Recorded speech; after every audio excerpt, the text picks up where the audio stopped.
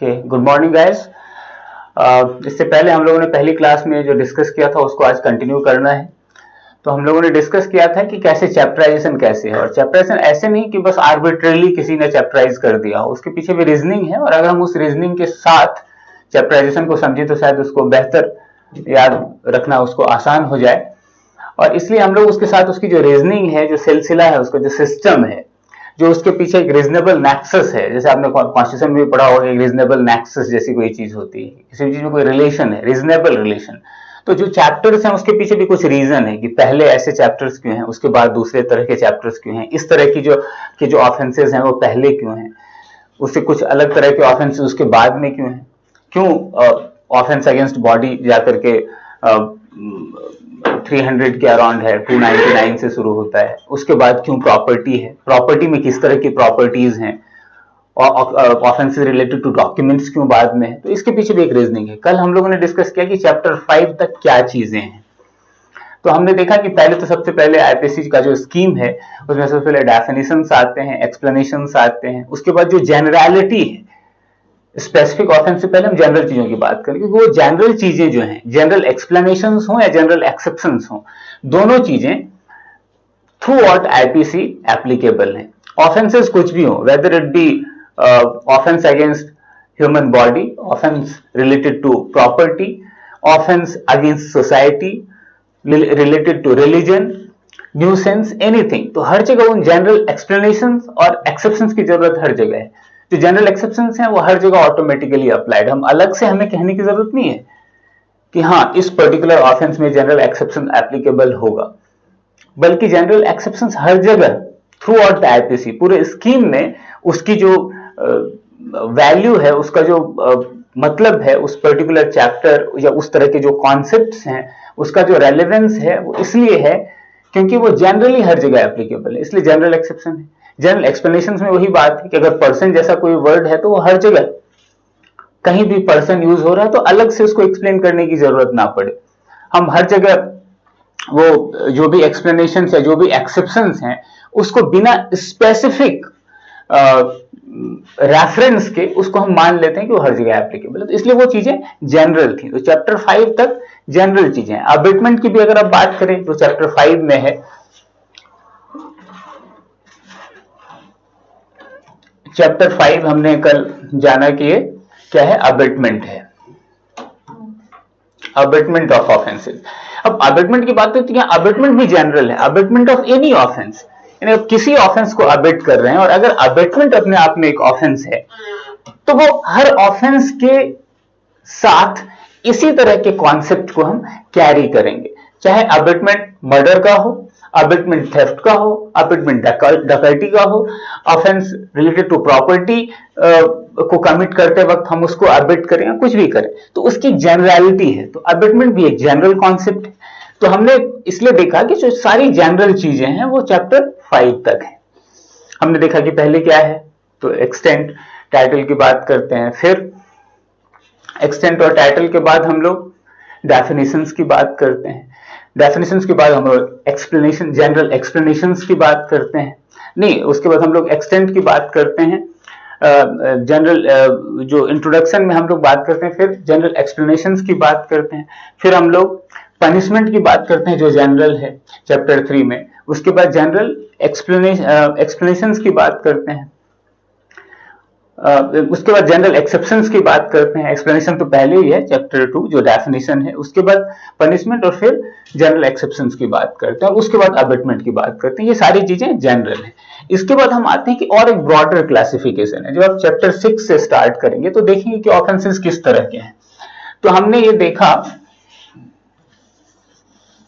कि जो ऑफेंसेस हैं उसकी एक ब्रॉडर क्लासिफिकेशन है, ब्रॉड क्लासिफिकेशन भी है, ठीक है, अलग अलग ऑफेंसेस हैं, स्पेसिफिक प्रोविजंस हैं उसके लिए, लेकिन ब्रॉड क्लासिफिकेशन है उसका। तो अब हम देखें कि यहाँ चैप्टर 3 से अगर आप देखेंगे, चैप्टर 3 की हम बात करते हैं कि चैप्टर 6 की बात करते हैं, और चैप्टर 6 के बाद फिर कैसे हम लोग वहां से चलते हैं, तो आप देखेंगे कि जो जनरल एक ब्रॉडर क्लासिफिकेशन है वो ये है कि हमने बात की जैसे मर्डर है, तो मर्डर में कोई एक्ट करता है, उसके बाद कॉन्सिक्वेंस जब तक नहीं होगा तब तक वो मर्डर नहीं है। वो अटेम्प्ट टू मर्डर हो सकता है लेकिन वो मर्डर नहीं। और जब हम अटेम्प्ट कहते हैं तो वो एक इनक्वाइट तरह का ऑफेंस है, इनकम्प्लीट ऑफेंस है। अलग बात है कि उस अटेम्प्ट को हमने क्रिमिनलाइज कर दिया है, उस अटेम्प्ट को हमने कह दिया कि नहीं क्रिमिनल एक्ट है, क्योंकि जैसे ही अटेम्प्ट है वो उसमें एक ओवर्टनेस है उस एक्ट में, और हम उसको कहते हैं कि ये एक ऑफेंस है। लेकिन बहुत सारे ऐसे एक्ट हैं जिसमें कहीं किसी के अगेंस्ट कोई इंडिविजुअल जो है उसको कोई हार्म नहीं पहुंचा है, कोई कॉजा कॉजन ऐसा नहीं है, कोई एक्ट तो है लेकिन ऐसा कोई कॉज हार्म में कहीं ना कहीं रिफ्लेक्ट नहीं हुआ है, तो भी वो ऑफेंस है। वहां इंडिविजुअल इन्वॉल्व नहीं है डायरेक्टली, फिर भी वो ऑफेंस है। जैसे अगर मैं कहूं, बहुत सारे ऑफेंसेस हैं जो आप आईपीसी की बात करें, जैसे अगर हम शुरुआत ही करें कि चैप्टर 6 क्या है या चैप्टर 7 क्या है, तो हम देखते हैं कि सबसे पहली बात होती है ऑफेंस अगेंस्ट स्टेट। अब यहाँ स्टेट अपने आप में सिर्फ स्टेट की बात नहीं है, स्टेट तो क्या है कि चलिए एक चैप्टर है स्टेट की बात करते हैं। जब स्टेट कहते हैं तो स्टेट का मतलब क्या है, अब जूरिस्प्रूडेंस में पढ़ेंगे या कहीं भी कि स्टेट सोसाइटी का रिफ्लेक्शन है। सोसाइटी जो अनऑर्गेनाइज थी उसने सोचा कि नहीं हम सोशल कॉन्ट्रैक्ट के थ्रू, हो सकता है कि सोशल कॉन्ट्रैक्ट एक हाइपोथेसिस ही हो, इन सोशल कॉन्ट्रैक्ट के थ्रू एक एजेंसी बनाए, एक डेफिनेट बॉडी बनाए, एक ऐसी अथॉरिटी बनाए जो कहीं ना कहीं हमारी जो भी राइट्स हैं, हमारे जो भी इंटरेस्ट्स हैं उसको कहीं ना कहीं प्रोटेक्ट करे। तो हमने स्टेट बनाया। अब स्टेट जब तक खुद, अब स्टेट भी तो एक बॉडी है, हम ही ने बनाया, लेकिन हम ऑफेंस स्टेट के अगेंस्ट भी कर सकते हैं, जो भी उसकी एजेंसीज हैं उसके अगेंस्ट कर सकते हैं, उसको अंडरमाइन कर सकते हैं, चाहे वो कोर्ट हो या कोई पब्लिक अथॉरिटी हो, कोई ऑफिस हो, उसके अगेंस्ट कर सकते हैं। अब अगर उसी के अगेंस्ट हम ऑफेंस करें तो फिर वो पर्टिकुलर जो एंटिटी बनाई गई है वो अपना काम सही से नहीं कर पाएगी। तो सबसे पहले उसको प्रोटेक्ट करना जरूरी है, तभी तो स्टेट फर्दर हमें यानी इंडिविजुअल्स को या मेंबर ऑफ द सोसाइटी को प्रोटेक्ट कर पाए। तो सोसाइटी का जो वो सोशल एस्पेक्ट है, कलेक्टिव एस्पेक्ट है, वो रिफ्लेक्ट होता है स्टेट में। तो पहले उस कलेक्टिव एस्पेक्ट को या वो जो कलेक्टिव पावर है उसको जो कंसोलिडेट करने की बात है, पहले हम उसको कंसोलिडेशन की बात करेंगे, तभी तो वो स्टेट किसी को प्रोटेक्ट कर पाएगा। अब उसी की अथॉरिटी अगर अंडरमाइन होती है हर दिन, पता चले कि जुडिशरी ऑर्डर कर रही है, जजमेंट दे रही है, उसको कोई एक्सिक्यूट करवाने वाला नहीं है, लोग जहां तहां उसको डिसऑबे कर रहे हैं, तो ऐसे में क्या होगा? तो ऑफेंस अगेंस्ट स्टेट इसलिए सबसे पहले आता है। और यहां स्टेट के साथ आती है सोसाइटी, और उसके बाद जो ऑफेंसेस की बात करें, वह ब्रॉडर क्लासिफिकेशन की बात करते हैं, तो हम देखेंगे कि वहां पर उसके बाद बात शुरू होती है ऑफेंस अगेंस्ट ह्यूमन यानी पर्सन, जो मेंबर्स ऑफ सोसाइटी है उसकी बात होती है उसके बाद। तो नॉर्मली चैप्टर 6 से, और अगर चैप्टर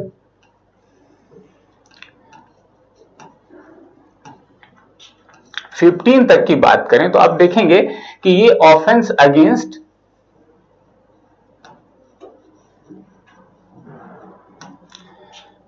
स्टेट और सोसाइटी है। और उसके बाद आप देखेंगे यहां से, यानी जब चैप्टर 16 से स्पेशली आप देखेंगे कि चैप्टर 22 तक ये ऑफेंस अगेंस्ट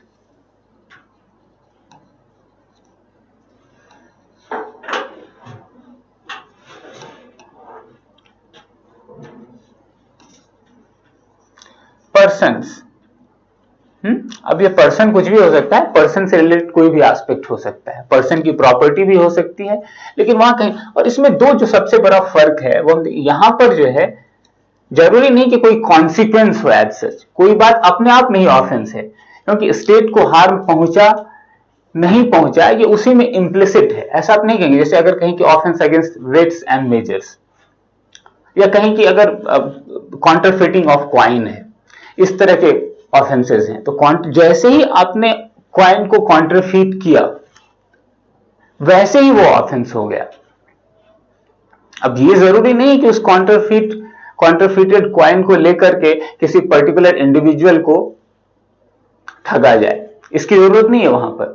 जैसे ही वो चीज हो गई, क्योंकि इसमें इंप्लिसिट है, अगर ऐसा होने लगेगा तो स्वाभाविक है उसके कॉन्सिक्वेंस हो सकते हैं, तो इसलिए उसी स्टेज पर उस पर्टिकुलर चीज को क्रिमिनलाइज की जाती है, उस तरह के बिहेवियर को क्रिमिनलाइज किया जाता है और हम मान लेते हैं कि वो जो चीज है वो क्राइम है और इसलिए उसको डिस्करेज करने की कोशिश होती है। उसके लिए पेनल प्रोविजंस हैं, उसको हम कहीं ना कहीं प्रिस्क्राइब करते हैं, क्रिमिनलाइज करके प्रिस्क्राइब करते हैं कि इस तरह के पनिशमेंट इसके लिए प्रोवाइड किए जाएंगे।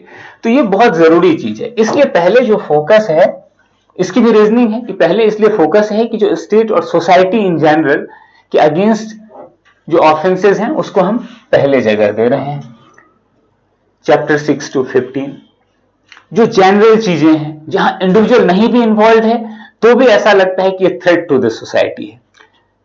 कुछ केसेस में अब देखिए, जब हम कहेंगे ऑफेंस अगेंस्ट पर्सन, तो किसी ने ऐसे ही गोली चला दी, मान लो किसी ने फायर किया। अब सिर्फ फायर किया तो क्या ये अपने आप में ऑफेंस है?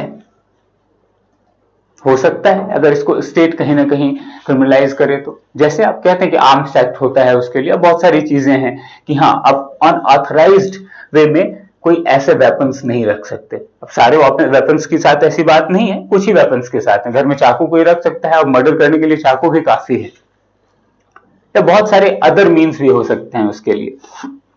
लेकिन कुछ चीजें ऐसी हैं जिसको हम ऐसे ही ऑफेंस करार देते हैं यहां पर। उसके लिए एक है कि हमने उसको क्रिमिनलाइज कर दिया है। तो किसी ने अगर ऐसे भी फायर किया और अगर पता है कि नहीं, किसी ने पुलिस पर्सन या जो भी एजेंसीज हैं उसके लिए वो जाने की अरे यहाँ पर फायर हो रहा है, तो कहीं ना कहीं इन्वेस्टिगेट करेगी, पता लगेगा कि अच्छा कैसे फायर हो गया, फायर किया तो ऑकेजन क्या था उसका। क्या किसी के पास गन है तो कहीं भी कोई फायर करता रहे? ये तो मतलब नहीं है। तो उसको भी क्रिमिनलाइज करने की कोशिश हो सकती है, तो अपने आप में ऑफेंस है। वहां उस गन से या उस पर्टिकुलर शूटिंग जो स्प्री है या जो एक्सरसाइज है उससे कोई इंसान मारा नहीं गया है, फिर भी वो ऑफेंस हो सकता है। तो अपने आप में सोसाइटी वैसे किसी ऑफेंस को, वैसे किसी एक्ट को ऑफेंस बना सकती है, स्टेट बना सकता है अगर लगता है कि इसका कोई थ्रेट हो सकता है सोसाइटी के लिए। तो यहां पर किसी कोई इंसान मारा नहीं गया है, फिर भी ऑफेंस है। अब वेट्स मेजर्स की बात कर लें हम कि किसी ने, अब जानते हैं कि जो यूनिट्स हैं, चाहे वो किलोग्राम हो या कोई और स्केल हो, कोई और भी यार्ड स्टिक हो, वहां भी वेट्स मेजर से जुड़ी हुई कोई बात आप करते हैं कि आपने जो वाट यूज किया है वो वाट हो सकता है कि कम हो, कॉम्प्रोमाइज्ड हो, तो उस केस में उसको ऑफेंस करार दिया जाता है, उसको क्रिमिनलाइज करने की कोशिश है। क्योंकि एक पर्पस है क्रिमिनल लॉ के पीछे कि जो भी इस तरह के एक्ट्स हैं जो अगेंस्ट सोसाइटी है, जिसकी इतनी जनरलिटी हो सकती है, जो common human being, common population, common people को जो कहीं ना कहीं अफेक्ट कर सकता है उसके इंटरेस्ट को, उन सारी चीजों को हम क्राइम के अंतर्गत कहीं ना कहीं क्लासिफाई करें। तो इसलिए कोशिश है। तो पहले हम देखते हैं कि स्टेट के अगेंस्ट। अब देखेंगे जब हम इसके फर्दर चैप्टर्स की अब बात करते हैं तो इसको हम फर्दर देखेंगे कि देखिए चैप्टर 6 से चैप्टर 15 के बीच हम किस तरह से देखते हैं कि किस चैप्टर में किस तरह के ऑफेंसेस हैं, उसके बीच भी एक रिलेशन है। अब हम जैसे देखेंगे चैप्टर, हम बात करते हैं जैसे चैप्टर 5 से हम शुरुआत करते हैं, चैप्टर 6 से, स्पेशली चैप्टर 6 की बात है तो चैप्टर 6 से शुरुआत करते हैं कि ऑफेंस अगेंस्ट स्टेट। तो चैप्टर 6 में है ऑफेंस अगेंस्ट स्टेट। अब स्टेट तो अपने आप में कुछ नहीं, इसके बहुत सारे ऑर्गन्स होते हैं। तो यहां इससे रिलेटेड चीज, जैसे मैंने कहा 6 to 15 इस तरह की चीजें हैं, तो ऑफेंस अगेंस्ट स्टेट है। अब स्टेट जब होगा तो स्टेट की इंटरनल एक्सटर्नल दो तरह के इंटरेस्ट हो सकते हैं।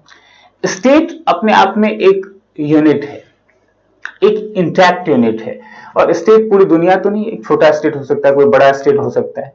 तो पहले उसके बाहर की सुरक्षा जरूरी है कि बाहर के लोगों से पहले उसको सैग्रीगेट कर लिया जाए, आइसोलेट कर दिया जाए। उसके बाद हमें पता होगा कि हमने कन्फाइन कर लिया, हम एक डेफिनेट स्टेट है, और उसके बाद जो अंदर की चीजें हैं, हमारे लोगों को गवर्न करने की चीज, उनके इंटरेस्ट की चीज, तो स्टेट को दोनों तरह से प्रोटेक्ट करना है, अपने लोगों से भी और बाहर के लोगों से। पता चला कि बाहर के किसी ने ही किसी स्टेट ने कोई उनकी एग्रेसिव पॉलिसी है,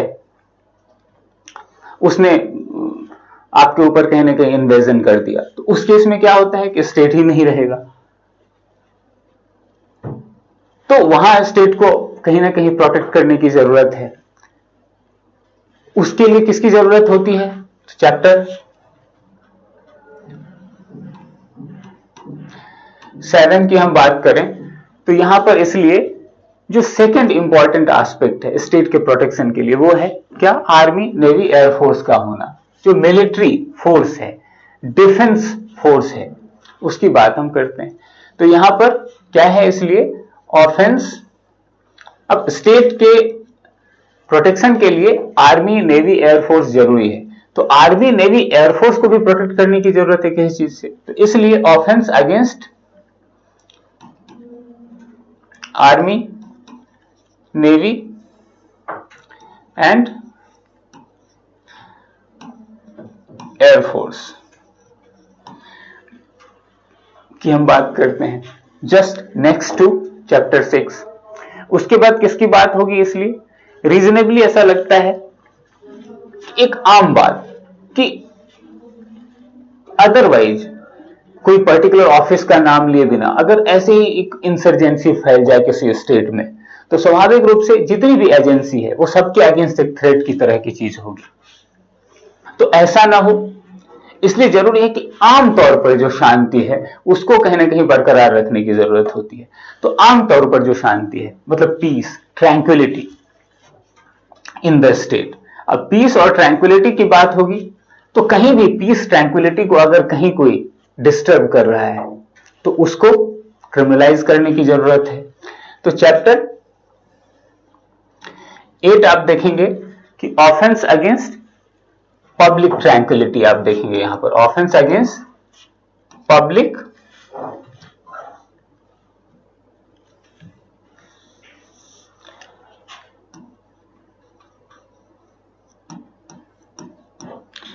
ट्रैंक्विलिटी, यानी पीस डिस्टर्ब नहीं होना चाहिए किसी के द्वारा, कोई भी कर रहा हो, आम लोग कर रहे हो, कोई और कर रहा हो, फॉरेनर्स बाहर से आ गए वो कर रहे हैं या सिटीजन कर रहे हैं, अगर वो आम जो शांति है, आम जो व्यवस्था है उसके अगेंस्ट है, उसको डिस्टर्ब कर रहा है, तो उसको हमने क्रिमिनलाइज करने की कोशिश की। तो एक रिलेशन आप देखेंगे कि किस तरह से डेवलप हो रहा है ये रिलेशन। अब ये पीस और ट्रैंक्विलिटी, जैसे मैंने कहा कि अगर बाहर की बात है, यहां हम कहेंगे कि बाहर से डिफेंड करने की जरूरत है स्टेट को, तो उसके लिए किसकी जरूरत है? आर्मी, नेवी की। पब्लिक ट्रैंक्विलिटी, ये अंदर की बात है, इसको डिफेंड करने के लिए किसकी जरूरत है? पब्लिक सर्वेंट की, क्या कुछ भी हो। तो चैप्टर 9 आप देखेंगे, इसलिए यहां स्टेट को डिफेंड करने के लिए आर्मी, नेवी की जरूरत थी, इसलिए स्टेट के अगेंस्ट जो ऑफेंस है उसको हमने क्रिमिनलाइज किया। उसके बाद ऑफेंस अगेंस्ट आर्मी, नेवी और एयरफोर्स के अगेंस्ट जो ऑफेंसेस हैं उसको हमने क्रिमिनलाइज किया। उसके बाद हम पब्लिक ट्रैंक्विलिटी के अगेंस्ट जो जनरली कोई भी एक्ट है उसको हमने क्रिमिनलाइज किया। और उसके बाद जो पब्लिक ट्रैंक्विलिटी को सस्टेन करने वाले लोग हैं, एजेंसीज हैं, उसके अगेंस्ट जो ऑफेंस है उसको हम कहीं ना कहीं क्रिमिनलाइज करने की कोशिश करते हैं कि वैसे जो ऑफेंसेस हैं उसको न्यूट्रलाइज किया जा सके। तो ऑफेंस अगेंस्ट पब्लिक सर्वेंट की बात होती है, इसलिए ऑफेंस अगेंस्ट पब्लिक सर्वेंट। तो देखिए क्या नेक्सस है। उसके बाद हम देखेंगे कि चैप्टर 10 में क्या है। अब देखिए हमारे यहां डेमोक्रेसी है, पब्लिक सर्वेंट मतलब ये नहीं है कि सिर्फ ऑफिसर्स। पहले तो शुरुआत कहां से होगी? जो टॉप ब्रास है वो इलेक्टेड है, पहले डेमोक्रेसी है, जो अपर इक्लियन से शुरू करेंगे हम, टॉप डाउन। उसके बाद चूंकि हर जगह हम डेमोक्रेटिक प्रिंसिपल के द्वारा हर जगह चुनाव भी तो नहीं करेंगे, अब क्लर्क का भी चुनाव तो नहीं करने लग जाएंगे, तो वहां से उस तरह के जो ऑफिसर्स हैं उसको हम एक एजेंसी के थ्रू, रिक्रूटमेंट के प्रोसेस, डिफरेंट प्रोसेस के थ्रू, वहां कैपेबिलिटी भी इन्वॉल्व है, बहुत सारी चीजें हैं, टेक्निकलिटीज भी हैं उसकी, तो वहां पर चलिए उसको हम अलग तरह से रिक्रूट करते हैं। तो पहले जो डेमोक्रेसी है उसकी भी बात हम कर लेंगे, और साथ में अदर जो उसके साथ जो ब्यूरोक्रेसी है, दोनों मिलकर के जो सारी जो कह लें कि हमारी जो गवर्निंग एजेंसी बनती है वो दोनों मिल करके बनती है। तो पहले डेमोक्रेसी की बात हम करते हैं तो उसके लिए क्या जरूरी है, इलेक्शन। तो इसलिए क्योंकि पहले ये जो पब्लिक सर्वेंट्स हैं ये पहले इलेक्शन से आएंगे और उसके बाद उसकी रिक्रूटमेंट होगी। तो रिक्रूटमेंट तो अलग चीज है। तो इलेक्शन चूंकि एक प्रोसेस है, पूरा प्रोसेस, इसलिए जो, और ये पहले से नहीं था, इलेक्शन की बात हमने बहुत बाद में की, क्योंकि पहले से इलेक्शन नहीं था। आईपीसी जब आई थी तब हमारे पास कोई इलेक्शन वाली जैसी चीज थी नहीं। 1860 में हम ब्रिटिशर्स की कॉलोनी थे। तो चैप्टर 10 की अब हम बात करते हैं। तो यहां क्या है, ऑफेंस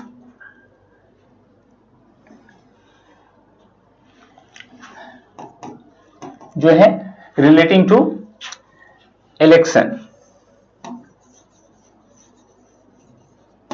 इलेक्शन में कोई इधर उधर कर रहा है, कुछ भी कर रहा है, तो उसकी बात हम लाते हैं। मतलब 10A कह लेते हैं इसको, क्योंकि बाद में आया, 10 नहीं है। तो यहां पर हमने इसलिए इसको बीच में इंट्रोड्यूस कर दिया। तो 10A में हमने इलेक्शन की बात की। इलेक्शन पहले नहीं था, मैंने पहले कहा कि इलेक्शन पहले से नहीं था, इसलिए चैप्टर 10A है, 10 नहीं है। पहले क्या था 10 में, कोई भी कंटेम्प्ट। अब ये भी क्या है, एक तरह का कंटेम्प्ट है, जो इलेक्शन को आप कहीं ना कहीं डिस्टर्ब करते हैं, तो एक तरह का डिविएशन ही तो है। तो अदरवाइज उससे पहले क्या था कि किसी भी तरह का कंटेम्प्ट पब्लिक सर्वेंट के अगेंस्ट। पब्लिक सर्वेंट आप जानते हैं कि इवन जज को भी पब्लिक सर्वेंट माना जाता है डेफिनेशन के थ्रू, उसको हम बाद में अपने डेफिनेशन सेक्शन में देखेंगे। तो यहां जो चैप्टर 10 है उसमें क्या है, offence related to contempt of public servant. Contempt मतलब क्या है, उसके अगेंस्ट कोई काम करना, उसकी अवमानना करना, चाहे कुछ भी है। कंटेम्प्ट वर्ड कन्फाइंड नहीं है। जो नॉर्मली आप कंटेम्प्ट की बात करेंगे तो कंटेम्प्ट जुडिशरी के रेफरेंस कॉन्टेक्स्ट में अक्सर ज्यादा यूज होता है कि हाँ भाई कंटेम्प्ट ऑफ कोर्ट, आपने ज्यादा ये वर्ड सुने होंगे। लेकिन यहाँ कंटेम्प्ट ऑफ कोर्ट नहीं है, कंटेम्प्ट ऑफ पब्लिक सर्वेंट की बात हम कर रहे हैं।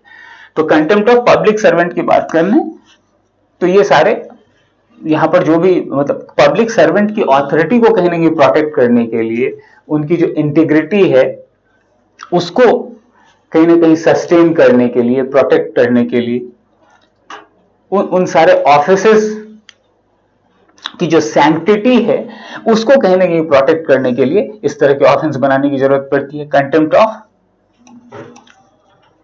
Public servant. इसलिए कंटेम्प्ट ऑफ पब्लिक सर्वेंट्स की बात हम करते हैं, यहां पर इसकी जरूरत हो जाती है। तो चैप्टर 10 यहां आ गया। तो देखिए एक रिलेशन है कि सबसे पहले स्टेट, उसके बाद स्टेट को बाहर से प्रोटेक्ट करने वाले जो लोग हैं, एजेंसीज हैं, उनके अगेंस्ट ऑफेंस, उसके बाद जो इंटरनल पीस है उसके अगेंस्ट जो ऑफेंस है हम उसको क्रिमिनलाइज करते हैं। उसको उन पीस को, जो इंटरनल पीस को जो कहीं ना कहीं इंश्योर करने वाले लोग हैं, जो एजेंसीज हैं, उसके अगेंस्ट जो ऑफेंस है हम उसकी बात करते हैं। उसके बाद हम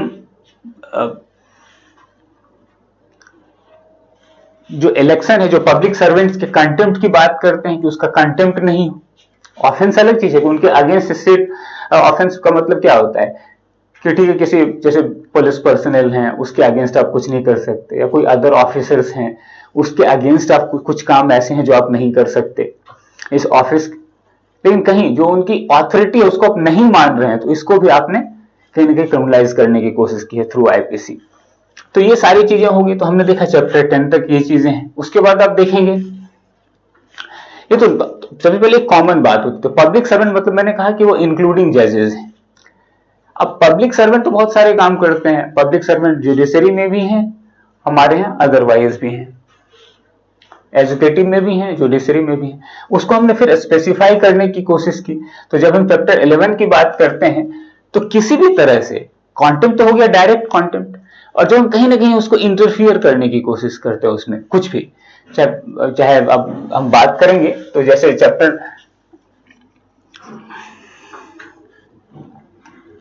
11 की हम बात करते हैं। तो 11 में क्या है, ऑफेंसेस रिगार्डिंग, नॉर्मली जिसको कहते हैं कि अगर इसको जनरल टर्म में कहा जाए तो offence related to public justice. तो जैसे फॉल्स एविडेंस हो सकता है, कोई अलग तरह की चीज हो सकती है, उसमें बहुत सारी चीजें शामिल हैं।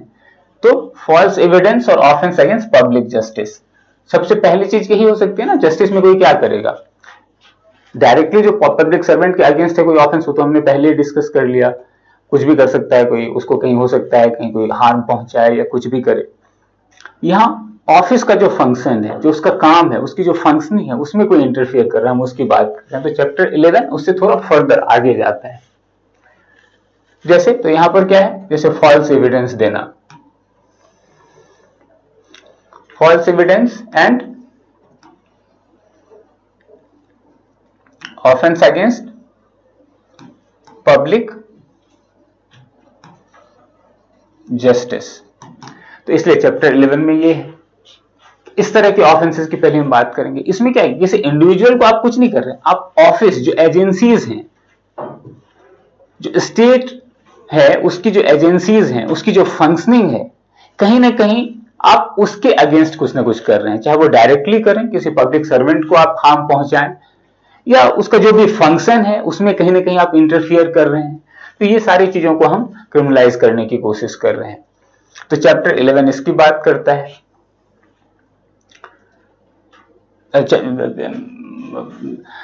इसकी फॉल्स एविडेंस की बात करता है। अब हम इसके बाद देखते हैं क्या और चीजें हैं। ये डायरेक्ट होगी, उसको हमने कहा जैसे मीन्स हैं। अब सबसे बड़ी मीन है, सबसे बड़ी चीज क्या है, सोसाइटी में इकोनॉमी, हर इंसान जैसे जीता है, हर जगह पैसे की जरूरत होती है, कोई भी काम करना है तो वो एक बहुत बड़ा जो टोकनिंग सिस्टम बनाया गया है, अगर उसको कहीं कोई इंटरफियर कर दे, वो जो सिस्टम बना हुआ है उसमें कोई इंटरफेरेंस कर दे तो सारा सिस्टम बिखर जाएगा। तो इसलिए वो जो मीन्स हैं उसकी हम बात करते हैं, चाहे वो गवर्नमेंट से जुड़ी हुई कोई चीज हो, क्योंकि वो सब गवर्नमेंट की ऑथोरिटी से आई हुई चीज है। चाहे अगर आप कहें कि करेंसी इशू करना, तो आरबीआई जो सेंट्रल बैंक है वो इशू कर रहा है। गवर्नमेंट की अदर एजेंसीज हैं, बहुत सारे काम के लिए स्टैंप्स की जरूरत होती है, उसकी भी वैल्यू होती है, तो उसके साथ अगर आप कुछ कर रहे हैं, वहां कुछ इंटरफेरेंस कर रहे हैं, तो उससे भी कहीं ना कहीं स्टेट का जो अथॉरिटी है वो प्रभावित हो रही है, उस पर बहुत बड़ा इम्पैक्ट है, उसकी फंक्शनिंग कहीं ना कहीं खराब हो सकती है, जो स्मूथ फंक्शनिंग ऑफ स्टेट है उस पर उसका इम्पैक्ट पड़ेगा। तो इसलिए इसके बाद ऑफेंस का नंबर आता है, वो क्या है, offence relating to coin and government stamps.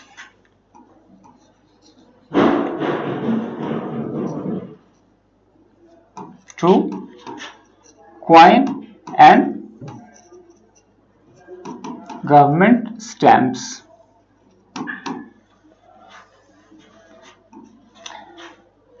तो एक इसी तरह का सिलसिला है। चैप्टर 13 की हम बात करेंगे।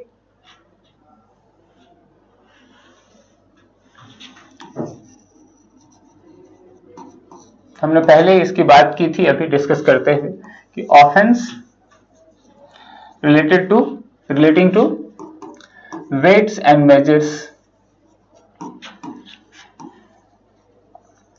पहली बात हमने बहुत पहले ही कही कि जो ब्रॉडर क्लासिफिकेशन है, दो क्लासिफिकेशन हमने की। एक में क्या है कि अपने आप में वो एक्ट ऑफेंस है, आपने जैसे ही वेट्स मेजर से जुड़ी हुई किसी भी चीज को, कोई जो भी यूनिट है, जो भी स्टैंडर्ड यूनिट है, उसमें आपने कोई ना कोई बदलाव कर दिया अपने मन से, यानी आपको 1 मीटर कपड़ा देना है किसी को और आपने उसको 90 सेंटीमीटर ही दिया, आपने जो यूनिट इस्तेमाल किया है वो कुछ अलग इस्तेमाल किया है। आप कम से कम अपने घर में या अपने शॉप में या कहीं भी आपने रखा भी हुआ है, तो ठीक है कि इस तरह की बहुत सारी इन्वेस्टिगेशंस नहीं हुआ करती हैं, लेकिन ये अपने आप में क्राइम है। अगर आपकी दुकान में एक वॉट वैसा रखा हुआ है तो आकर के कहा जा सकता है कि आपने ये वॉट क्यों रखा और किस हिसाब से रखा है। अगर उसमें 1 kg प्रिंटेड है या मार्क्ड है उस पर्टिकुलर वॉट पे, तो अथॉरिटी पूछ सकती है आपने कैसे किया, अपने आप में ऑफेंस है। चाहे आपने उस 1 kg के बदले 900 ग्राम वाले वॉट से किसी को कुछ मेजर करके दिया हो या ना दिया हो, तो ये अपने आप में ये सारी चीजें ऑफेंस हैं।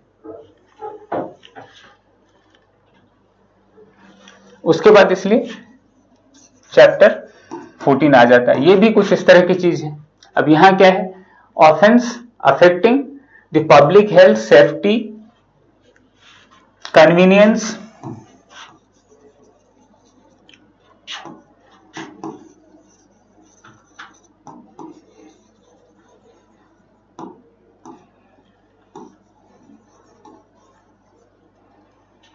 पब्लिक हेल्थ, सेफ्टी, कन्वीनियंस,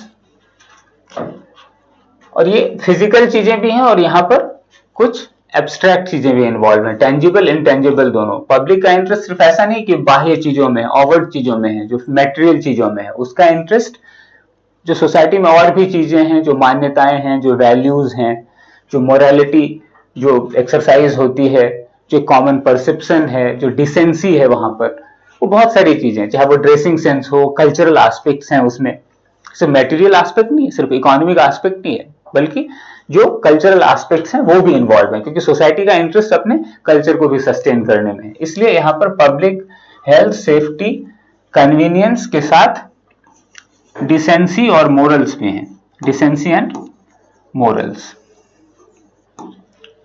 तो यहां भी अगर आप कुछ ऐसा करते हैं, जैसे आप हमेशा देखते होंगे, तो आम बात है, ऐसे उसको एग्जैक्टली कोई ऐसे टर्म से कोई ऑफेंस नहीं है, लेकिन आप जानते होंगे पब्लिक डिस्प्ले ऑफ अफेक्शन, किस तरह का ड्रेसिंग सेंस हो सकता है, उसको भी क्रिमिनलाइज कर सकते हैं आप, जिसको आप कहते हैं कि ऑब्सेंटी, इंडिसेंसी, कि उसको इस तरह से टर्म करके हम उन चीजों को भी क्रिमिनलाइज कर, क्योंकि वहां सोसाइटी का इंटरेस्ट है। कोई इंडिविजुअल इसमें प्रभावित नहीं हो रहा है कि कोई वन इंडिविजुअल ऐसा कोई कॉन्सिक्वेंस हो गया, किसी ने इस तरह के कपड़े पहन लिए तो वो कुछ ऐसा हो गया, या किसी ने इस तरह की पेंटिंग बना दी तो कुछ वैसा हो गया, या कुछ वैसा डिस्प्ले कर दिया तो कोई इंसान एक जो है उसको हार्ट अटैक आ गया, ऐसी कोई बात नहीं है यहाँ पर।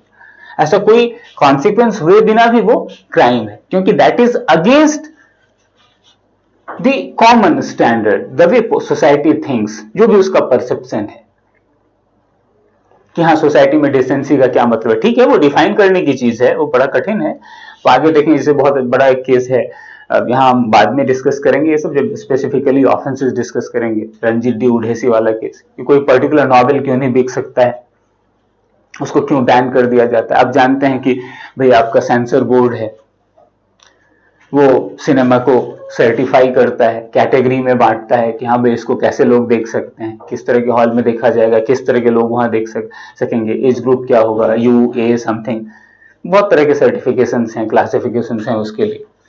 तो ये सारी चीजें जरूरी है, तो हम इसलिए डिसेंसी और मोरल्स की बात करें, बड़ा जरूरी है कि हम इस तरह सिलसिले में देखें, तो बड़ा आसानी से हमें याद रहेगा। तो डिसेंसी मोरल की बात हम कर लेते हैं। उसके बाद ऑफेंस अगेंस्ट रिलीजन, एक रिलीजन बहुत बड़ा एस्पेक्ट है, कल्चर और रिलीजन।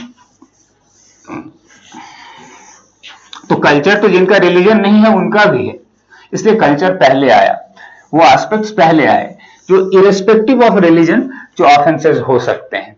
इसलिए डिसेंसी की बात, उसमें किसी रिलीजन के कोड की बात नहीं हो रही है। रिलीजन, किसी भी रिलीजन के अगेंस्ट, रिलीजन अलग अलग है, एक ही सोसाइटी में आप जानते हैं इंडिया में बहुत सारे रिलीजन हैं, तो किसी भी रिलीजन के अगेंस्ट ये ऑफेंस ना हो। तो उसके बाद हम सोसाइटी को, फिर सोसाइटी के अलग अलग ग्रुप का भी ध्यान रखते हैं। रिलीजन एक डिनोमिनेटर है, रिलीजन के थ्रू जो ग्रुप्स हैं वो बटे हुए हैं, अलग अलग रिलीजियस ग्रुप्स हैं, तो उसकी बात हम करते हैं। तो ऑफेंस अगेंस्ट रिलीजन की बात इसलिए चैप्टर 15 करता है। चैप्टर 15 जो है ये ऑफेंस अगेंस्ट रिलीजन की बात करता है।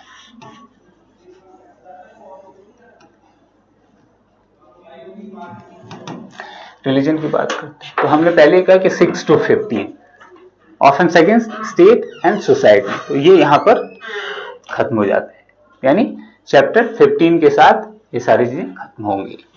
अब हम बात करेंगे कि इसके बाद क्या है। इसके बाद बात आती है ह्यूमन बीइंग्स की, अब मेंबर ऑफ द सोसाइटी की बात आती है। तो अब हम इसको अगर यहां से क्लासिफाई करें कि दूसरा क्लासिफिकेशन क्या है यहां पर, तो offence against member of the society,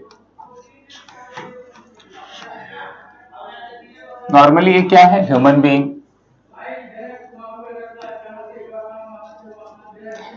human beings. तो उसकी बात हम शुरू करते हैं। तो यहां पर पहला चैप्टर जो हमने कहा था कहां से कहां शुरू है, तो चैप्टर 16 से 23 तक। 22 हम इसलिए 22 भी कहते कभी कि वहां ऑफेंस में, उसके बाद तो अटेम्प्ट है, तो अटेम्प्ट तो सबका अटेम्प्ट है, कोई भी, तो वो कॉमन है। तो यहाँ पर इसको हम 22 भी कह सकते हैं, इसको हम 22 ही कह लें फॉर द टाइम बीइंग, क्योंकि ऐसे भी एक्ट की बात नहीं, ये हमारा अपना परसेप्शन है कि हम कैसे चीजों को देखते हैं। तो 22 अब देखेंगे यहाँ पर कैसे है। तो चैप्टर 16 सबसे इंपॉर्टेंट चैप्टर आप जानते हैं क्या है?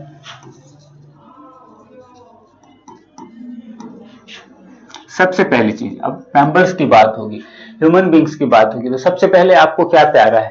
ह्यूमन बींग कहते सबसे पहले तो बॉडी है, ठीक है, उसके बियॉन्ड स्पिरिट कुछ हो सकता है, बहुत सारे डायमेंशन हो सकते हैं। पहले सबसे पहले आपको प्रोटेक्ट करना है अपनी बॉडी को, जो भी चीजें हैं, इसलिए आप खाते पीते हैं। बायोलॉजिकल नीड सबसे पहले, आपकी बायोलॉजी सबसे पहले है।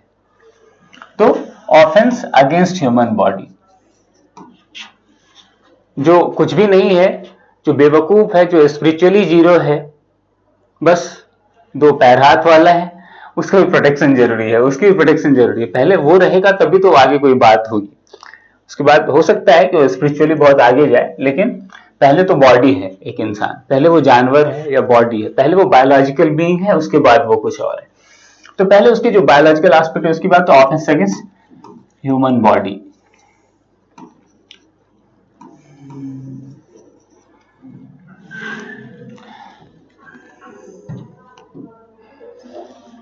ऑफेंस अगेंस्ट ह्यूमन बॉडी की बात हम कर रहे हैं।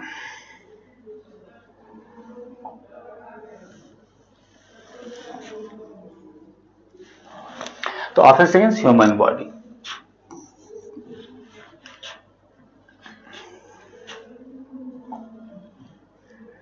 तो सबसे पहली चीज क्या है? Offence against human body. जब मेंबर की बात आती है तो सबसे पहले हमने क्या शुरुआत की, इसलिए ऑफेंस अगेंस्ट ह्यूमन बॉडी सबसे पहली चीज है।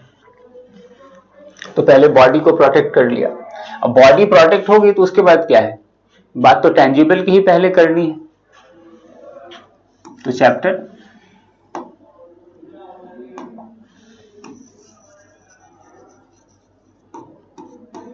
17 ऑफेंस अगेंस्ट प्रॉपर्टी।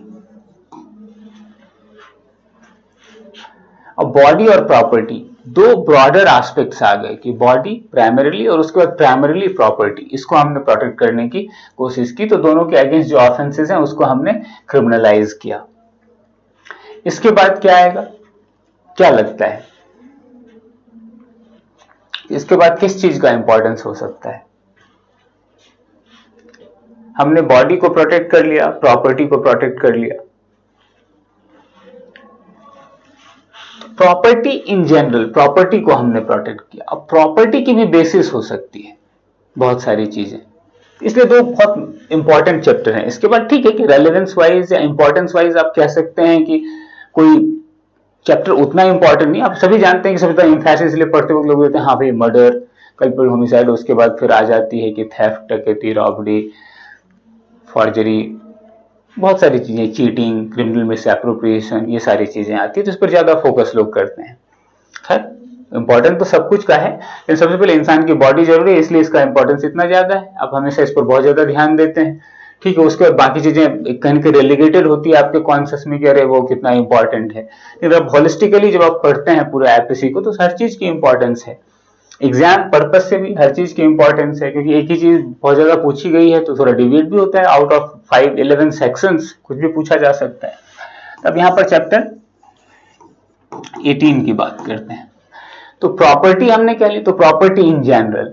अब प्रॉपर्टी की भी बेसिस है और प्रॉपर्टी के भी काइंड हो सकते हैं। पहले तो टेंजिबल प्रॉपर्टी हो सकती है, तो उसकी बात हो जाए। बॉडी भी टेंजिबल है, प्रॉपर्टी भी प्राइमरीली टेंजिबल है। उसके बाद इंटेंजिबल प्रॉपर्टी हो सकती है, प्रॉपर्टी के मार्क्स भी हो सकते हैं, उसके प्रॉपर्टी रिलेटेड डॉक्यूमेंट्स भी हो सकते हैं। जैसे आप देखते हैं कि प्रॉपर्टी जनरली क्या है कि बस प्रॉपर्टी, चलो जमीन जायदाद, यहाँ पर जनरली मूवेबल प्रॉपर्टी की बात होती है कि जमीन जायदाद की बात तो थोड़ी डिफरेंट है, तो कोई उठाकर भाग ही नहीं सकता, इसलिए उसके रिगार्डिंग नॉर्मली सिविल एस्पेक्ट्स में वो फॉल कर जाता है, क्योंकि वहां उस तरह से ऑफेंसेस पॉसिबल नहीं है उसको लेकर। यहाँ पर ऑफेंसेस पॉसिबल है, तो किसी ने किसी का कुछ लेकर के कोई भाग गया तो फिर तो वो ऑफेंस हो गया, क्योंकि वो चीज तो उसके लिए तो कोई डॉक्यूमेंटेशन बहुत नहीं होती है कभी कभी। एनीवेज उसको बाद में डिस्कस करेंगे। तो 18 की हम बात करते हैं, तो इसलिए 18 में हमने बात की है किन चीजों की? Offence related to documents and property marks. तो डॉक्यूमेंट्स की बात क्यों करें? डॉक्यूमेंट भी प्रॉपर्टी हो सकती है, किसी का सिंपल सा सर्टिफिकेट भी प्रॉपर्टी हो सकता है। पहले शेयर्स भी सर्टिफिकेट के थ्रू दिए जाते थे, कोई बहुत बड़ी डिपॉजिटरी नहीं होती थी। तो अगर आपने किसी का डॉक्यूमेंट चुरा लिया, डॉक्यूमेंट में कुछ हेर फेर कर दिया, तो हो सकता है वो उससे जुड़ी हुई प्रॉपर्टी भी आप कहीं ना कहीं ओन करने में कामयाब हो जाए। तो यहां पर इसलिए ऑफेंस, यहां प्रॉपर्टी है तो इससे जुड़ी हुई चीज है ये, कि offence relating to documents and property marks, क्योंकि ये जुड़ी हुई चीज है। तो चैप्टर 18 इसकी बात करता है। अब chapter 19,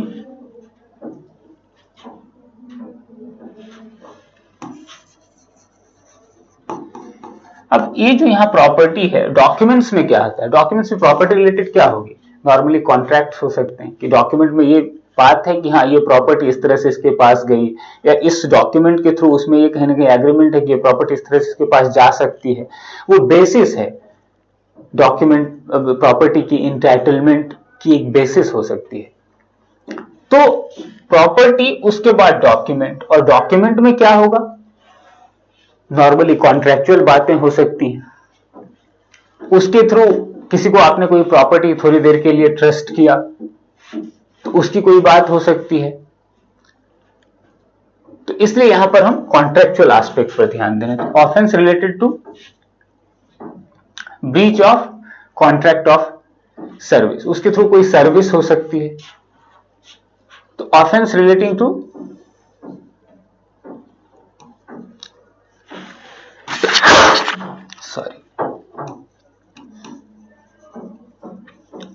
breach of contract of service, chapter 19।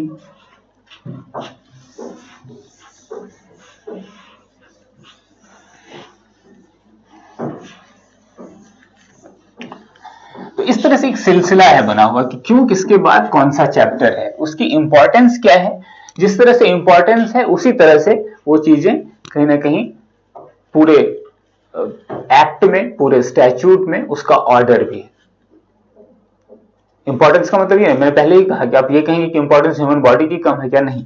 पहले स्टेट जो इन्फोर्स करेगा उसका इंपॉर्टेंस पहले, वो ही नहीं रहेगा तो फिर वो ह्यूमन बॉडी हो या कोई भी ऑफेंस हो, उसके अगेंस्ट आपको प्रोटेक्ट कौन करेगा। तो पहले state itself has to be protected, इसलिए उससे रिलेटेड ऑफेंस को आपने पहले क्रिमिनलाइज किया और उसके बाद आप आ रहे हैं ह्यूमन बॉडी या किसी चीज की बात कर रहे हैं। ठीक है, इसमें आप कह सकते हैं कि स्टेट और इंडिविजुअल के बीच का कॉन्ट्रास्ट, वो बहुत सारी फिलॉसफीज हो सकती हैं कि पहले इंडिविजुअल है पहले स्टेट। तो पहले की स्कीम में ऐसा सोचा गया, अब इसका कोई एग्जॉस्टिव आंसर तो नहीं हो सकता, लेकिन रीजनिंग है इसके पीछे मेरे हिसाब से। जो पहले था अब कुछ बदल रहा है तो ठीक है, उसकी भी एक रीजनिंग हो सकती है।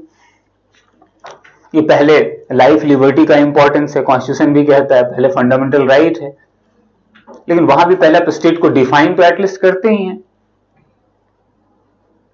आर्टिकल 12 में, उसके बाद फंडामेंटल राइट्स की आप बात करते हैं। तो खैर, तो आते हैं हम लोग अब जो हमारे चैप्टर्स हैं। अब कॉन्ट्रैक्ट ऑफ सर्विस की बात कर दी तो उसके पहले पर्सन हो गया, फिर उसके बाद प्रॉपर्टी हो गया, ह्यूमन बॉडी हो गया, पर्सन और प्रॉपर्टी दोनों इंटरट्वाइंड है, जुड़े हुए हैं। तो पर्सन तो ह्यूमन बॉडी, क्योंकि वो पर्सनैलिटी है ही, पहले ह्यूमन बॉडी है तभी कोई पर्सनैलिटी है, अदरवाइज कुछ भी नहीं है। तो पहले रियल पर्सनालिटी की बात कर लें, तो रियल पर्सनालिटी में जो सबसे बड़ा फैक्टर है, सबसे बड़ी बेसिस है, वो है ह्यूमन बॉडी। उसके बाद रियल प्रॉपर्टी की इसलिए हमने बात की, और प्रॉपर्टी से रिलेटेड चीजों की बात की। उसके बाद जैसे पर्सनालिटी हो जाएगी तो उसके पर्सनल राइट्स, पर्सनल लॉज भी जैसे आप कहते हैं, तो उससे भी इसको रिलेट कर सकते हैं। तो इसलिए जब हम बात करते हैं चैप्टर 20 की, तो यहां क्या है, मैंने कहा पर्सन, उससे जोड़ा आपने पर्सनल को, और जो पर्सनल लॉज हैं, मतलब laws related to marriage, succession, ये सारी चीजें। तो यहां पर ऑफेंस रिलेटिंग टू मैरिज, ये एक बहुत अच्छा क्लू हो सकता है यहां पर, इसको ध्यान में रखने का। ऑफेंस रिलेटिंग टू मैरिज, तो ये हो गया चैप्टर 20। अब जब मैरिज हो गया तो उसके बाद बहुत सारी समस्याएं आ सकती हैं, आपको पता है, और ये भी पहले नहीं था, क्योंकि पहले इतने इन क्राइम्स पे बहुत ध्यान नहीं दिया गया। तब जानते हो डॉरीज या बहुत सारी मैरिज रिलेटेड बहुत सारे क्राइम्स होने लगे थे। आजकल कम होते हैं, अब तो उसका मिसयूज भी बहुत हो रहा है, जो आप जानते हैं। पहले बहुत डॉरी तो बहुत बड़ा एक कह सकते हैं कि बहुत बड़ा सोशल लेवल था। तो उसके बाद यहाँ पर आ जाता है चैप्टर 20A, इसलिए इसको आपने बाद में जोड़ा है। ये क्या है? Cruelty by husband and relative of husbands.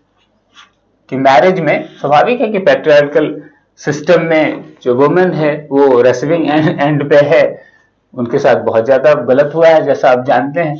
तो उस जमाने में उन सारी चीजों को कहीं ना कहीं डिस्करेज करने की कोशिश की गई, तो वो उन चीजों को आप क्रिमिनलाइज करते हैं। तो क्रुएल्टी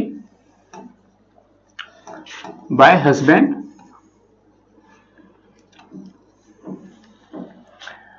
क्रुएल्टी बाय हस्बैंड और रिलेटिव्स ऑफ हस्बैंड।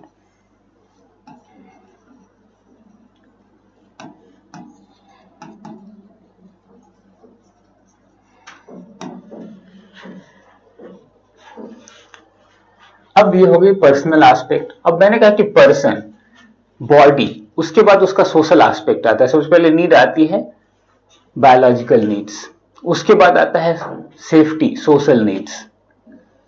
पहले आप खाने पीने की बात करते हैं, उसके बाद दोस्ती, वो साथ घूमना, या बहुत सारे जो सोशल एस्पेक्ट्स हैं, अपनी रेपुटेशन इसकी चिंता करते हैं। तो रेपुटेशन भी एक तरह की प्रॉपर्टी आपके लिए बहुत जरूरी है, क्योंकि आप एक सोशल बीइंग हैं।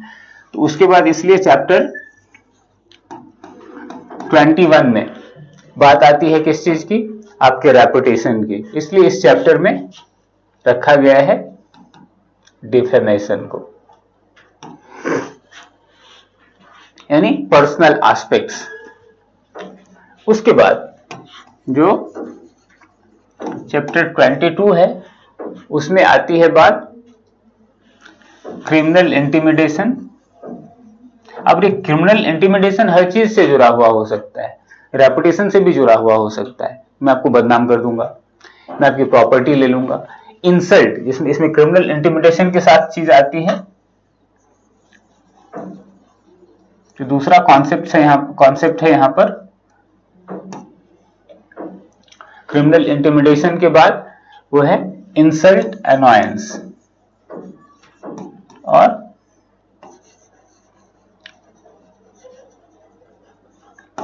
अब अनायंस तो कहीं भी हो सकता है, आपको ऐसे भी कोई अनवाय कर सकता है किसी जेस्चर से, किसी चीज से, लगातार किसी तरह के न्यूसेंस से। तो बहुत सारी चीज जो मतलब नॉर्मल अपकीप ऑफ लाइफ है, उसमें अगर कोई डिस्टर्बेंस है तो वहां इसकी बात आ जाती है। तो क्रिमिनल इंटिमिडेशन इसलिए इंसल्ट और अनायंस। इंसल्ट प्रॉपर्टी के रिगार्डिंग नहीं हो सकती, इंसल्ट ह्यूमन बीइंग का, तो उसकी पर्सनालिटी का होता है कि हाँ किसी ने आपका इंसल्ट किया उस तरह से, जो भी यहाँ पर हम जिसको ऑफेंस करार देते हैं। इंसल्ट का मतलब ये नहीं कि बस आपको बहुत रेस्पेक्ट नहीं दिया तो वो इंसल्ट नहीं है, डेफिनेटली यहाँ पर उसका डेफिनेशन है, लेकिन वो एक डिफरेंट एस्पेक्ट है, यानी वो उतना मटेरियल नहीं है जितना पहले वाला था। तो इसलिए ह्यूमन बॉडी, उसके प्रॉपर्टी, प्रॉपर्टी के फिर अदर डायमेंशंस, और उसके बाद पर्सन, बॉडी, पर्सन, पर्सनैलिटी, उसके अलग अलग डायमेंशंस। तो आ गए हम चैप्टर 22 तक, और एक चैप्टर बचता है 23, जो आप जानते हैं कि ये कहीं ना कहीं एटम्प्ट को डेडिकेटेड चैप्टर है। फिर ये एक जनरल चैप्टर है जो हमने पहले ही कहा, इसलिए हम उसको इंक्लूड नहीं कर रहे थे जब हमने ब्रॉडर क्लासिफिकेशन किया। तो ये हो गई बात हमारे चैप्टर्स की, कि ये सारे चैप्टर्स हैं और इसके पीछे यही एक स्कीम है। उस स्कीम के पीछे ये रीजनिंग थी, क्यों इस तरह से सिस्टम है, यही ऑर्डर क्यों है। तो मैं इस तरह से इस ऑर्डर को देखता हूं। हो सकता है कि रेट्रोस्पेक्टिव वे में हम इसको देख रहे हैं, हमने तो नहीं किया, जिसने भी किया मैकॉले साहब ने किया, उसको हम इसको देख रहे हैं कि इस तरह से इसका डिवीजन हुआ है। और ये जो ऑर्डर है उसके पीछे ये रीजनिंग है कि हमने पहले किस तरह के ऑफेंसेस रखे, बाद में किसको रखे, और क्यों ये ऑर्डर बना। ये मुझे लगता है कि ऑटोमेटिकली, स्पॉन्टेनियसली इस तरह का ऑर्डर बनना स्वाभाविक था। तो ये हो गई चैप्टराइजेशन की बात, और इस तरह से अगर आप चैप्टर्स को देखेंगे तो मुझे लगता है कि इसे याद रखना बहुत आसान हो जाएगा।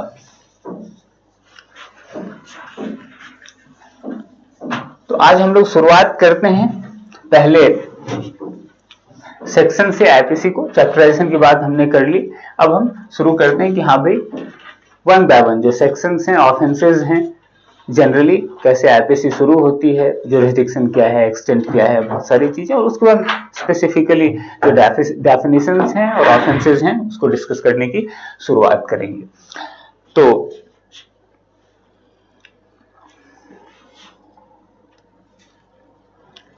हम आते हैं सेक्शन की तरफ।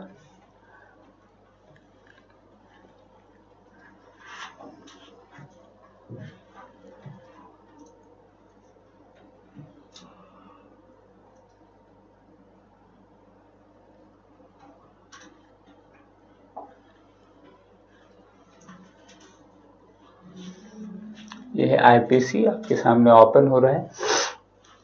जो फर्स्ट चैप्टर है प्रीएम्बल, और उसके बाद टाइटल, पहला चैप्टर, 5 सेक्शंस हैं इसमें।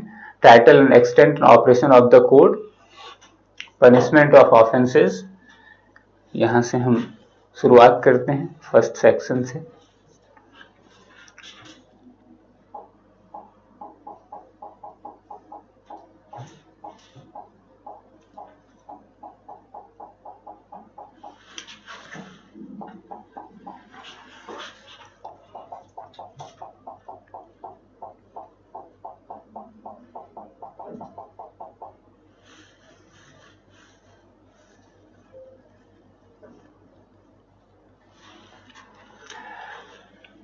फर्स्ट सेक्शन क्या कहता है? Title and extent of operation of the code. This act shall be called the Indian penal code and shall extend to whole of India. पहले क्या था यहाँ पर? ये यहाँ से क्वेश्चन हमेशा बन सकता है, क्योंकि पहले यहाँ था except state of Jammu and Kashmir. J and K में पहले ये एप्लीकेबल नहीं था। जो आप जानते हैं कि जेएनके रीऑर्गेनाइजेशन एक्ट 2019 के बाद ये एक्सटेंड किया गया है जेएनके में। तो यहाँ से कुछ क्वेश्चंस बन सकते हैं और इसमें आपको ध्यान रखना है कि हाँ ये चीजें कहाँ हैं। तो आप जेएनके स्टेट रीऑर्गेनाइजेशन एक्ट जो है उसको थोड़ा बहुत देख सकते हैं कि उसमें कहाँ कौन सी चीज अप्लाई की गई है। तो यहाँ से कुछ क्वेश्चंस बन सकते हैं, तो वो अलग बात है बिल्कुल। लेकिन ये सबसे पहले ध्यान रखना है कि अब ये स्टेट ऑफ जेएनके में भी एप्लीकेबल है। इससे पहले वहां कौन सा कोड एप्लीकेबल था, इस कॉन्टेक्स्ट में वो भी इंपॉर्टेंट हो जाता है। तो आपको पता है कि रणबीर कोड इससे पहले एप्लीकेबल था, तो आईपीसी पहले जेएनके में एप्लीकेबल नहीं था। तो ये पहली बात होगी। उसके बाद जो इंपॉर्टेंट चीजें हैं कि punishment of offences committed with in India. इसके बाद बात आती है जुरिस्डिक्शन की। पहले क्या कहा हमने?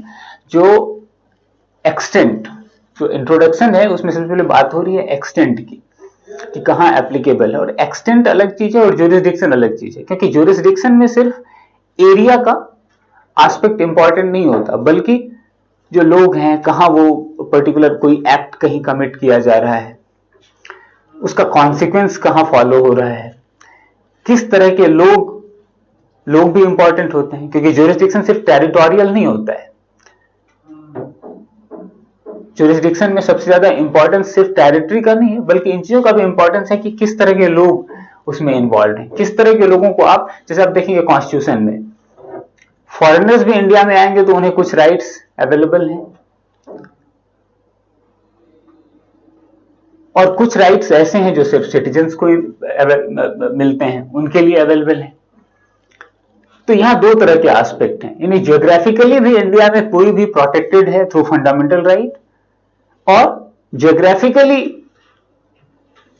कुछ चीजों के होने के बावजूद जो ज्योग्राफिकल मतलब कह सकते हैं आपकी एक बेसिस है, वो कहीं ना कहीं कंसीडर नहीं भी की जा रही है, कि वहां पर पर्टिकुलर इंडिविजुअल को आप कोई राइट नहीं दे रहे हैं, जैसे कुछ सिटीजन्स के लिए सिर्फ अवेलेबल है। तो अगर कोई फॉरेनर भी इंडिया में है तो उसको वो चीजें अवेलेबल नहीं होंगी, लेकिन सिटीजन को अवेलेबल होंगी। यानी ज्योग्राफी इंपॉर्टेंट नहीं है, जो फिजिकल टेरिटरी है वो इंपॉर्टेंट नहीं है, बल्कि अदर डायमेंशन इंपॉर्टेंट। तो ज्यूरिसडिक्शन में भी ये दो डायमेंशन है, एक टेरिटोरियल है और एक अदर डायमेंशन है, कि आपकी क्या आपका क्या स्टेटस है, आप सिटीजन है नहीं है या क्या है, इस तरह से जैसे कॉन्स्टिट्यूशन में, उसी तरह से कि आपने जो एक्ट किया है वो कैसे किया, बाहर से किया, इंडियंस के खिलाफ किया, या इंडियन ने किसी और के खिलाफ किया, तो ये सारी चीजें वहां कंसीडर की जाएंगी। तो पहले इसलिए एक्सटेंट की बात होती है और ज्यूरिसडिक्शन की बात होती है। तो एक्सटेंट प्योर ज्योग्राफिकल चीज है, ज्यूरिसडिक्शन में दोनों एस्पेक्ट्स इन्वॉल्व होते हैं। तो पहली बात, पहले ज्योग्राफिकल जो फिजिकल एस्पेक्ट है उसकी बात करते हैं और उसके बाद हम दूसरे एस्पेक्ट की बात करेंगे। दोनों एस्पेक्ट यहाँ आप देखेंगे कि अलग अलग सेक्शंस में वो रिफ्लेक्ट हो रहे हैं उस तरह के कॉन्सेप्ट्स। तो पहली चीज है सेक्शन 2 में कि every person shall be liable to punishment under this code and not otherwise for every act or omission contrary to the provision thereof of which he shall be guilty within India।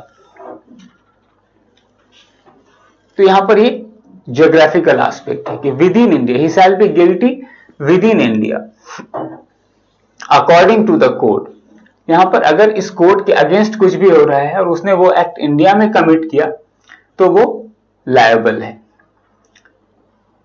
लेकिन उसके बाद जो दूसरा section है वो क्या कहता है कि punishment of offences committed beyond but which by law may be tried with in India. यहां जो एक्ट है वो इंडिया के बियॉन्ड यानी विदाउट द टेरिटरी कमिट किया जा रहा है, बट स्टिल वो ट्राइड है, ट्रायबल है इंडिया में। Any person liable bye any Indian law to be tried for an offence committed beyond India shall be dealt with according to the provisions of this code for any act committed beyond India in the same manner as if such act had been committed within India। अब any person, कोई भी इंसान, any person liable by any Indian law।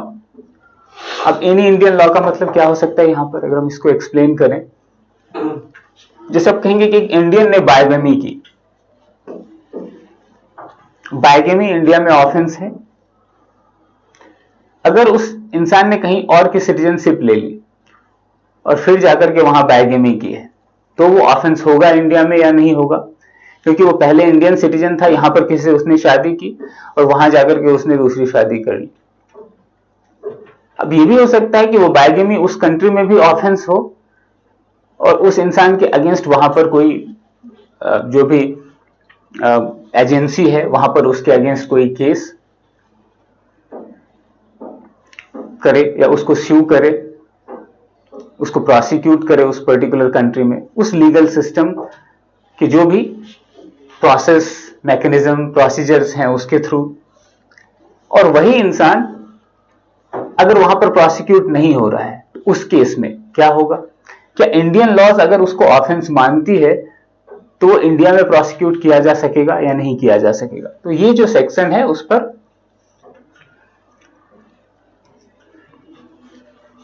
आपको clarity देता है कि punishment of offences committed beyond India but which by law may be tried with in India, यानी India में वो ट्राइड होगा अगर उसने बाहर में भी जाकर के वो ऑफेंस किया है। क्यों? क्योंकि by any Indian law to be tried, तो बाय एनी इंडियन लॉ, किसी भी इंडियन लॉ के अंतर्गत अगर वैसा करना ऑफेंस है और वो पर्सन वहां क्वालिफाई कर रहा है क्योंकि उस पर इंडियन लॉ एप्लीकेबल है और इसलिए वायलेशन ऑफ लॉ के कारण वो ऑफेंस हो रहा है, तो वो इंसान इंडिया में कहीं ना कहीं उसको ट्राई किया जा सकता है इंडियन कोड के अंतर्गत, any act committed beyond India, जबकि वो एक्ट जो है वो इंडिया के बियॉन्ड कमिट किया जा रहा है। अब देखिए यहां दो चीजें हैं, टेरिटोरियलिटी और एक्स्ट्रा टेरिटोरियलिटी। अब एक्स्ट्रा टेरिटोरियलिटी का मतलब क्या है कि टेरिटरी के बियॉन्ड, ऐसे टेरिटरी में कुछ भी नहीं हो सकता, वो इंसान इंडिया में है नहीं, इंडिया में एक्ट भी नहीं किया है, यानी वो इंडिया के बियॉन्ड है, फिर भी कुछ ऐसी बातें हैं, कुछ ऐसे फैक्टर्स हैं जिसके कारण वो इस एक्ट के अंतर्गत आएगा, यानी extra territoriality of operation of this act की बात हो रही है यहां पर। तो extension of code to extra territorial offences, यानी ये कोड जो है वो इंडिया की टेरिटरी के बियॉन्ड किन केसेस में, किस सर्कमस्टांसेस में एप्लीकेबल हो रहा है। तो provisions of this code apply also to any offence committed by, मैंने पहले कहा कि ज्योग्राफी सिर्फ इंपॉर्टेंट नहीं होती है, टेरिटरी सिर्फ इंपॉर्टेंट नहीं है, एक टेरिटराइजेशन है और एक एक्स्ट्रा टेरिटराइजेशन है। तो एक्स्ट्रा टेरिटोरियल और एक्स्ट्रा टेरिटोरियल दोनों तरह के एस्पेक्ट को हमने इस कोड में इंक्लूड करने की कोशिश की है। तो यहां आप देखेंगे कि जो फर्स्ट सबसेक्शन है, क्लॉज है इसका, वो बता रहा है कि any citizen of India in any place without and beyond India, any citizen of India in any place without and beyond India, वो इंडिया में नहीं है, इसके बियॉन्ड है। Any person on any ship और एयरक्राफ्ट रजिस्टर्ड इन इंडिया, ये तो आप हमेशा जानते हैं कि शिप्स जिसका फ्लैग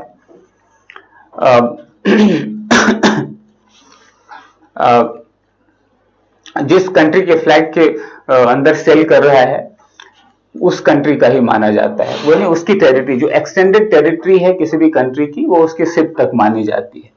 तो any person on any ship और एयरक्राफ्ट रजिस्टर्ड इन इंडिया, जो भी इंडिया में रजिस्टर्ड है, अगर वो पर्सन वहां पर है और वहां कोई एक्ट कमिट कर रहा है तो वो भी इसमें लायबल होगा आईपीसी के अंतर्गत।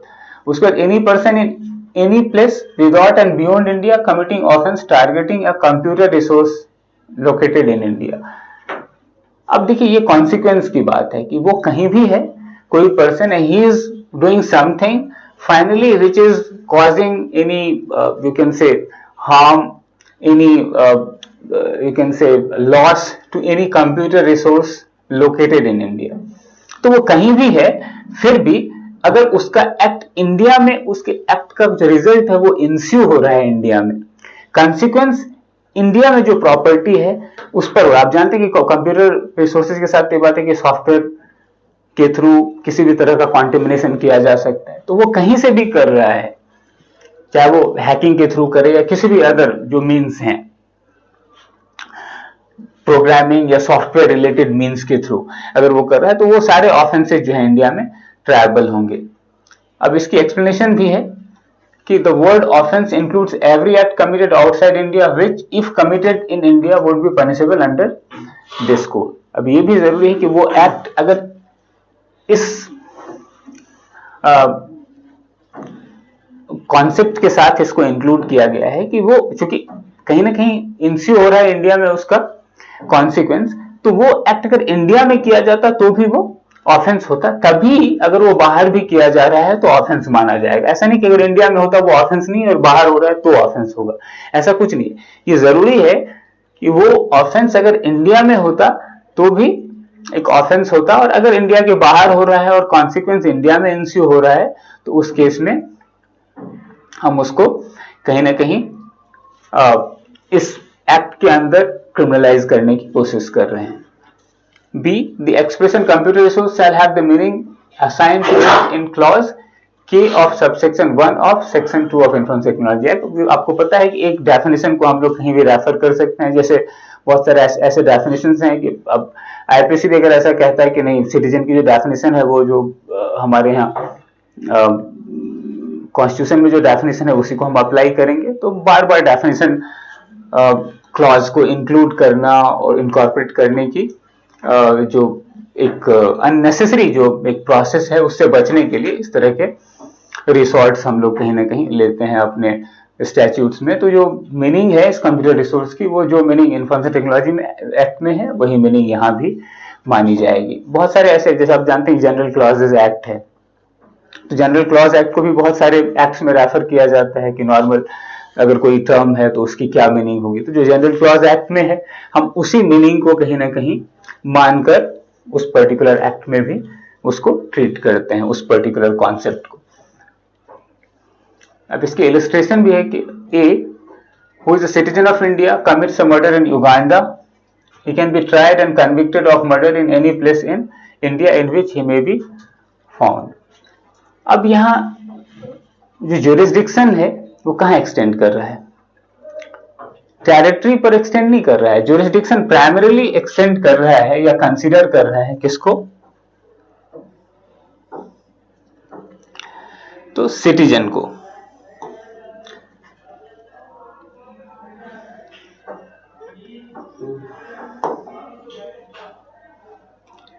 वो कहीं ना कहीं सिटीजन को कंसीडर कर रहा है।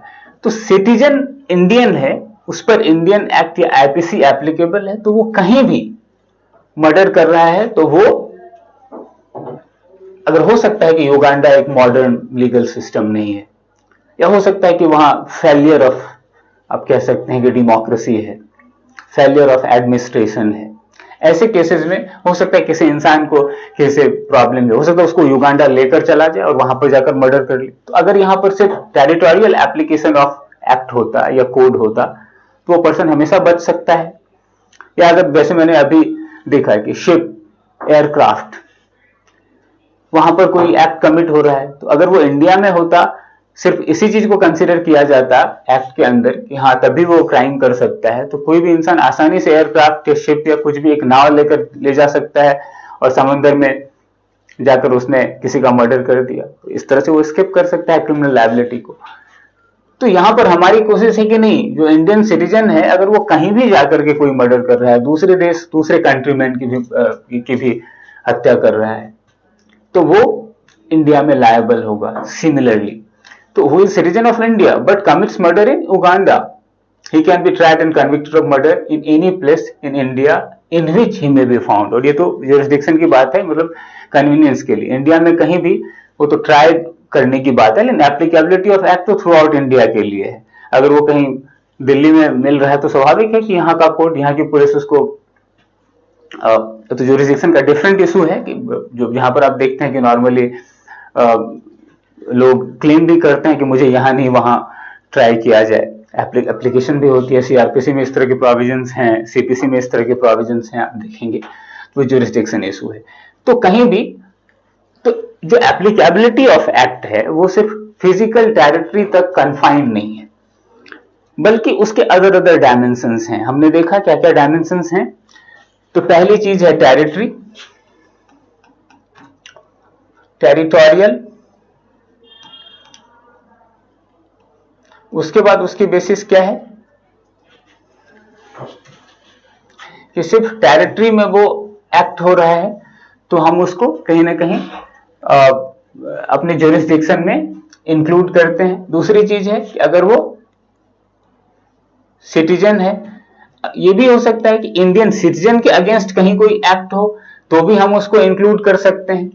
या आप कह सकते हैं कि कोई रिसोर्स है, प्रॉपर्टी है, रिजल्ट या कॉन्सिक्वेंस इंस्यू कर रहा है इंडिया में सिचुएटेड प्रॉपर्टी को लेकर या इंडियंस की प्रॉपर्टी को लेकर, तो इन सारे केसेस में हम देखते हैं कि ज्यूरिसडिक्शन को हम एक्सटेंड कर रहे हैं। तो ज्यूरिसडिक्शन एक बहुत ही सोफिस्टिकेटेड, बहुत ही कॉम्प्लिकेटेड, बहुत ही इंक्लूसिव सा कॉन्सेप्ट है।